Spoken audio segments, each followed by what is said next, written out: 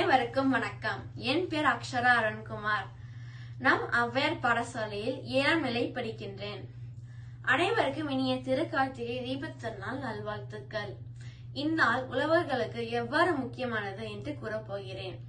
இந்நாளில் தமிழ் கடவுள் முருகன் பனை மரங்களை எரித்து விளைச்சி நிலங்களை உருவாக்கினார் என்று ஒரு புராண கதை உள்ளது. இதை பின்பற்றி உழவர்கள் முள் செடிகள் மற்றும் களைகளை எரித்து சொக்கப்பனை கொளுத்துவார்கள். இது வயல்களை தூய்மை செய்கிறது மற்றும் விளைச்சலுக்கு தயார்படுத்துகிறது. அது மட்டுமன்றி பூச்சிகள் மற்றும் எலிகளை வரவிடாமல் செய்கிறது. தமிழ் பண்டிகைகள் உழவு மற்றும் இயற்கை சம்மதமாகவே இருக்கிறது. நம் முன்னோர்களின் அறிவையும் திறமையும் கண்டு மிகவும் வியக்கின்றேன். நன்றி, வணக்கம். தமிழன் என்று சொல்லடா, தமிழ் தலை நிமிர்ந்து நில்லடா.